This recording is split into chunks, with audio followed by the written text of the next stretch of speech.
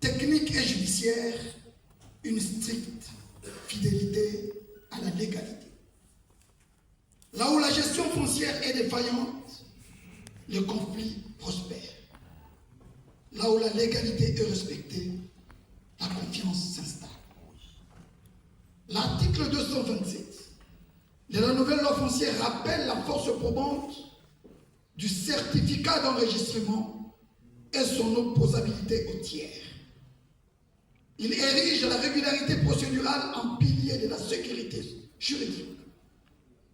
L'article 205, pour sa part, consacre la répression des pratiques frauduleuses et affirme sans ambiguïté que la déviance foncière ne saurait être tolérée.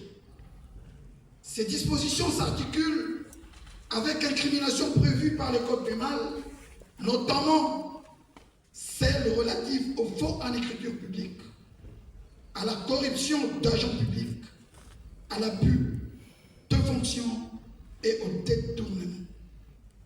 À travers les magistrats, Moulenda Kabandoudi Eli, que je vois dans la salle, s'il peut se lever. Merci.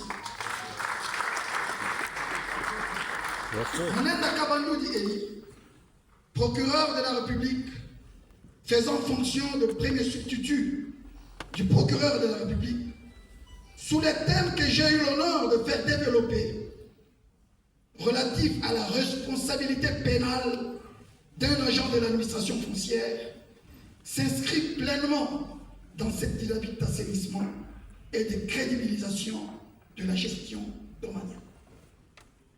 Sont notamment constitutifs d'infractions pénales la falsification ou l'altération des titres fonciers, la délivrance irrégulière des certificats d'enregistrement, l'établissement de plans contraires à la réalité technique, les faits de corruption ou de trafic d'influence, les abus de fonction ainsi que toute participation, directe ou indirecte, à des opérations de spoliation. Ces agissements ne compromettent pas seulement l'administration, ils portent atteinte à la confiance publique, nourrissent les conflits fonciers et troublent gravement l'ordre public. En ma qualité de procureur de la République, près les tribunaux des grandes instances de Lubumbashi, maître de l'action publique dans ce ressort, ma position est sans équivoque. Toute violation caractérisée de la loi pénale appelle la mise en mouvement de l'action publique. Celle-ci ne s'exerce ni par opportunisme, ni sous l'effet de pressions conjoncturelles. Elle obéit exclusivement à l'exigence de la légalité. Il est de mon devoir de rappeler que la terre n'est pas une marchandise ordinaire. Elle constitue un facteur déterminant de paix sociale, de sécurité juridique et de stabilité économique.